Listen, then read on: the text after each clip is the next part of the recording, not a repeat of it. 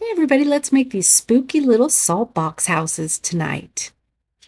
I'm going to take you step by step how to make them, how to put them together, and let you know the colors that I used. So here's the blank DIY kit that you get, the houses, the bases, the windows. Usually I use Deco Art paints, but I didn't have a really great orange, so I just got this basic orange from Craftsmart, which is great too. They're just as good. Certain colors do tend to be really translucent, and so you really gotta go over them a couple times. So that's what I did here. I had to go over them a couple times, and I didn't want to bore you with that. So we got those all painted up. And then the next thing I did was to paint the black pieces. And this handy dandy little thing has been a game changer for me. I just took a piece of cardboard and put some tape upside down on it, some blue painter's tape, and it holds all my little pieces that I can paint at one time without having to hold them down with my fingers.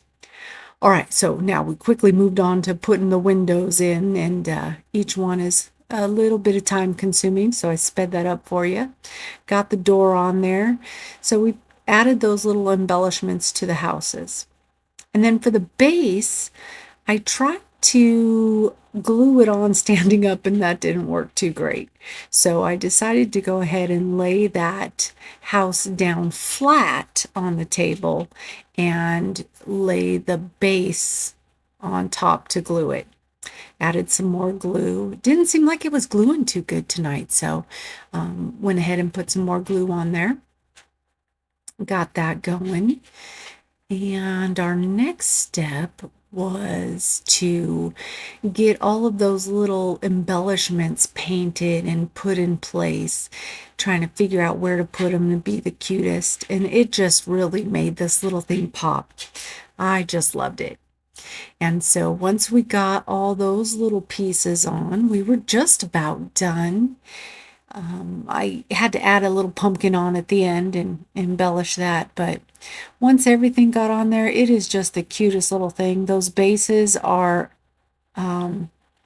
tea light holders, and so you can get just a little 3-pack of tea lights over at the dollar store, which is now $1.50, of course, but they are the cutest little things. Perfect for my upcoming tiered tray as the base. And I hope you love this as much as I do.